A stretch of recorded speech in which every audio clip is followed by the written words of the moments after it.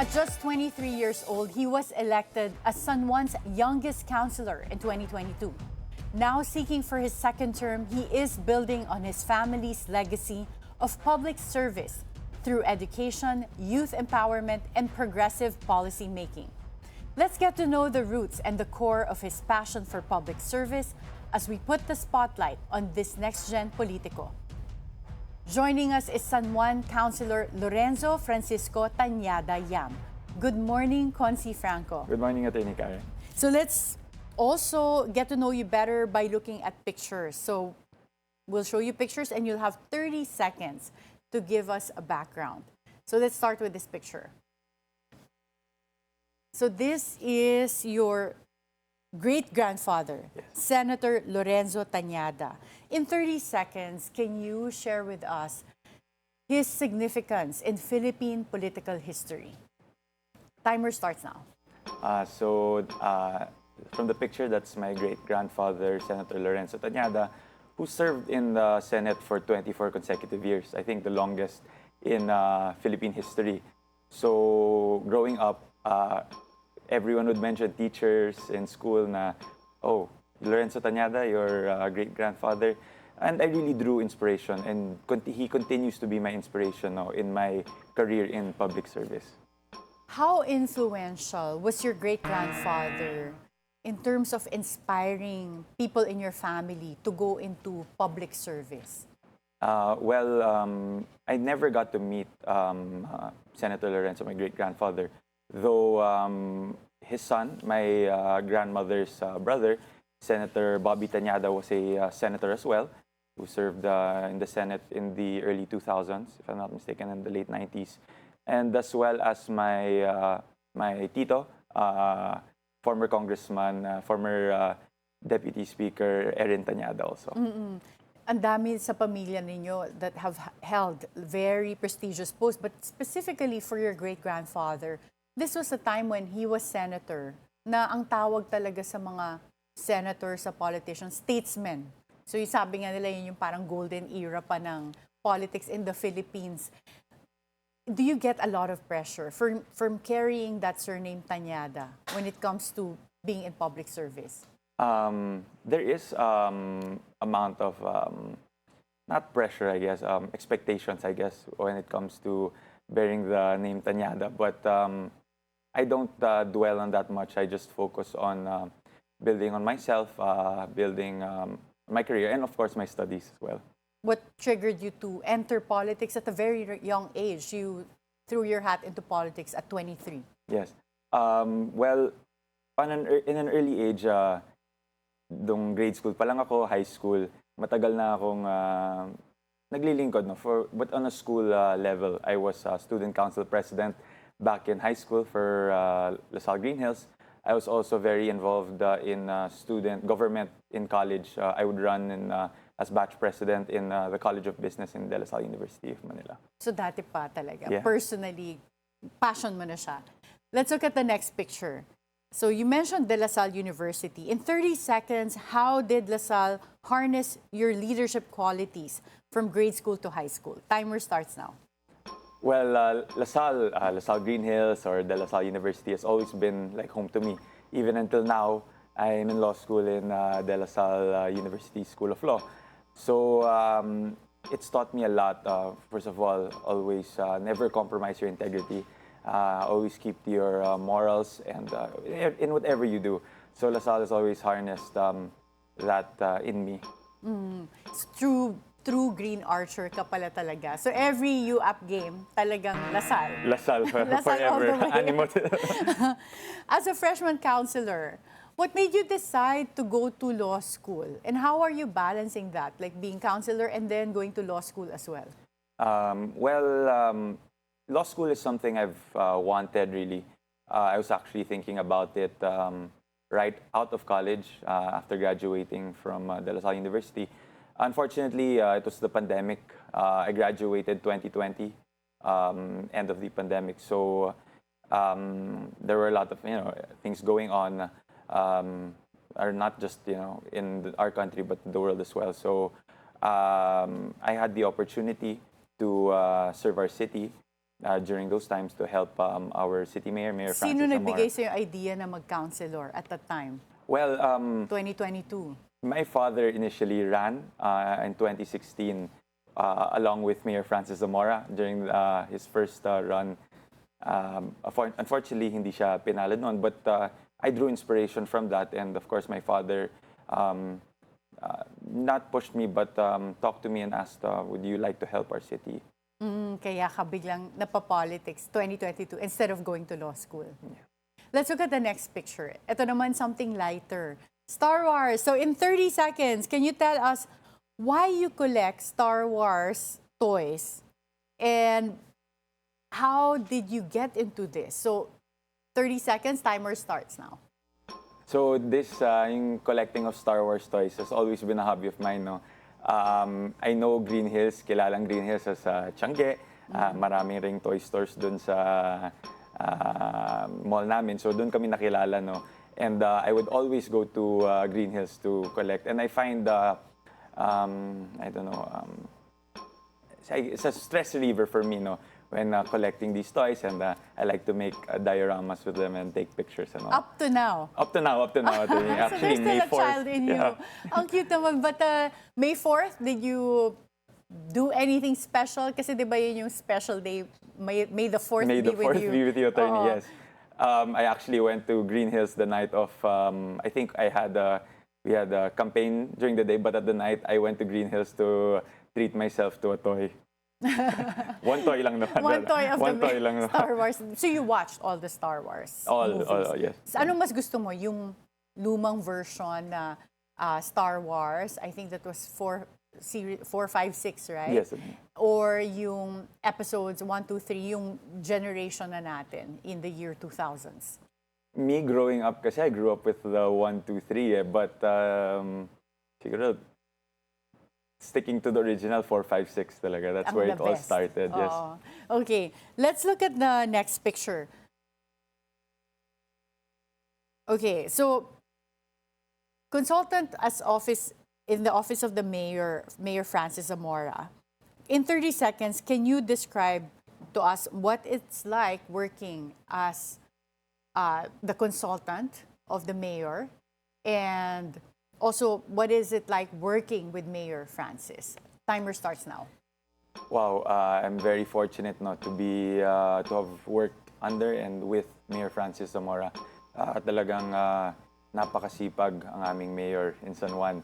And talagang we have a saying that Francis never stops. And I can attest to that mayor is very hands-on.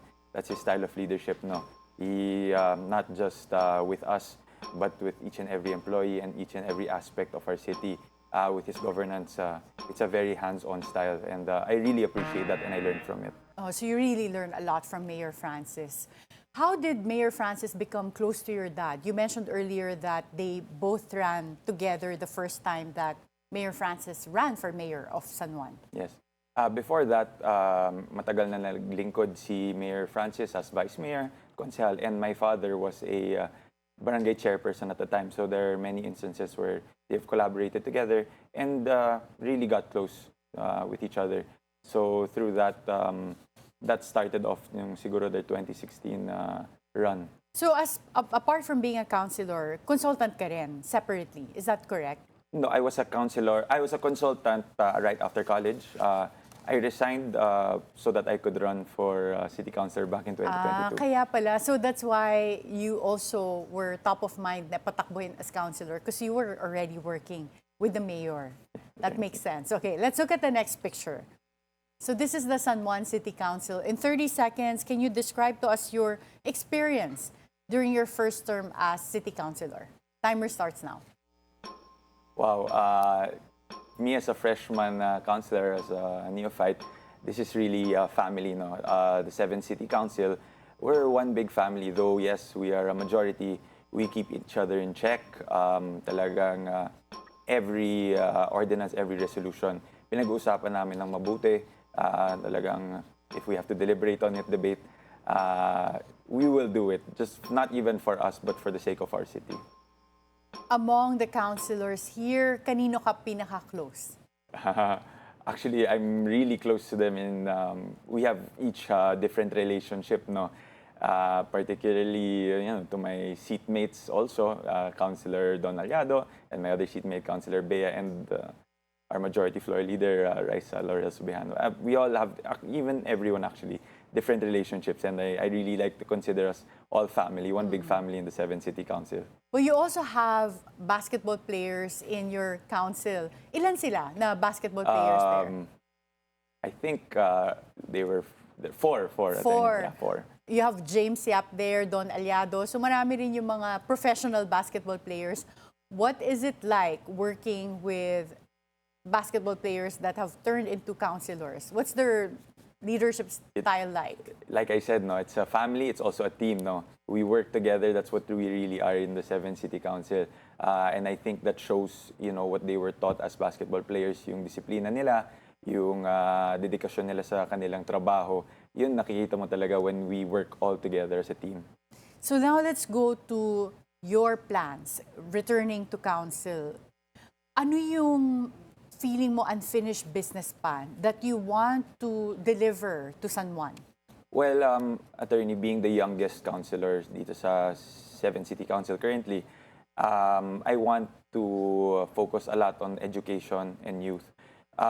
There's an ordinance that I want to pass. Hopefully, it's on the committee level, but it's a work in progress. No, we are continuously working together. A lot of us councilors. It's a educational assistance program, an ordinance creating educational assistance program for tertiary level students. So these tertiary level students who study outside of San Juan naman, because I know a lot of there are only 2 universities, I believe, in our city, and a lot go to Manila, Quezon City to study, and have, of course, financial needs too. Yung pamasahe nila, yung pambili ng libro. There are things that they need to shoulder. So we're currently collaborating with the SK Federation President as well as the SK Chairman to develop and create this educational assistance program ordinance. So kailangan resident ka ng San Juan, even if you study in other cities. Yes. Paano mo i-guard against yung pag-register as a resident only to get to that get the educational assistance. yes, Ayun, that so assistance. thank you for bringing that up, attorney. That was of course a point that was brought up during the committee hearings, and we first of all we will increase the number of years of residency, and then stricter requirements as to the identification siguro of the students who are applying for this educational assistance. Oo, yung evidence siguro, no? Because yung iba, they'll just try to get some type of proof of residency, papangalan sa kanila yung mga billing addresses, pero hindi talaga sila doon nakatira. Yes, and that's what we want to really avoid, no? Can you share with us your other ordinances on tax relief, zoning, at saka urban development? I am currently the chairman on the Committee on Ways and Means, as well as the Committee on Urban Development, Land Use, and Housing. Medyo mabigat nga for my age, but we were able to create ordinances na talagang nakakatulong sa aming mga kapwa Sanjuanenyo. Can you give examples? First of them are yung amnesty on interest and penalties on real property tax. So this was able to help our fellow Sanjuaneños na who have outstanding interest and penalties on the real property tax.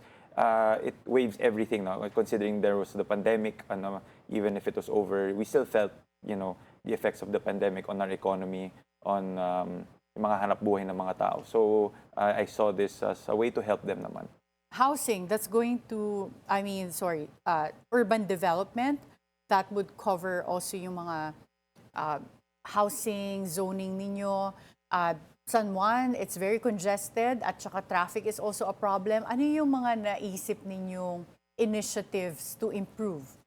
Yung traffic situation, traffic, attorney. and even the zoning kasi lalo na yung mga ibang parts ng San Juan, dikit-dikit yung either establishments, residential, medyo magulo yung zoning niya. Yes. We recently passed yung zoning ordinance, which gave clear procedure on how to go about yung application for buildings and yung application for zoning, yung zoning requirements.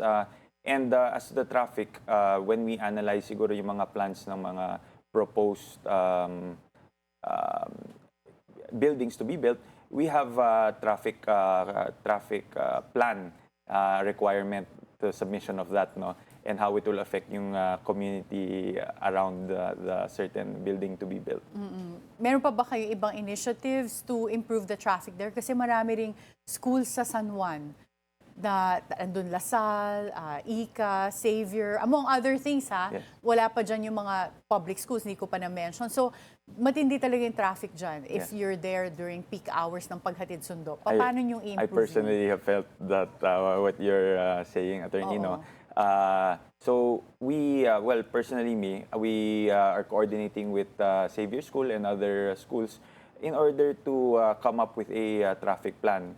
We visited other schools. We did an ocular I think a month ago in another school to see how they handle their traffic, and they were able to manage the flow within their school. Can't you legislate by ordinance yung mandatory school bus na lang instead of kanya-kanyang paghatid ng kotse?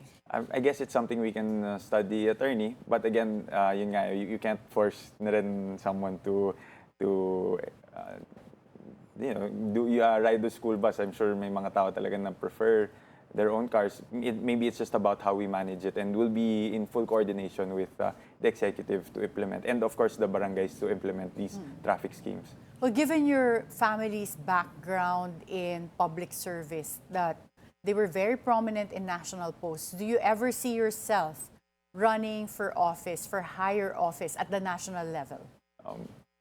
Maybe, yes, Attorney, it has crossed my mind maybe someday. But again, right now I'm really focused on my second term, on what I can do, and of course, school as well. Si Congressman Erin Tañada, former congressman, do you coordinate with him in terms of your political plans? Well, si Tito Erin, Congressman Erin and I, we talked before I initially ran, and he did give me a few suggestions on how to approach my career in public service. Really, since I was only 22 or 23 at the time when I filed, it's about engaging with not just yung barangays, yung representatives on the barangay level, but as well as organizations that represent the different sectors, especially the youth. Have you ever received a comment na magkamukha kayo ni Congressman Erin? I don't think I've ever. Hindi. I don't think. Okay.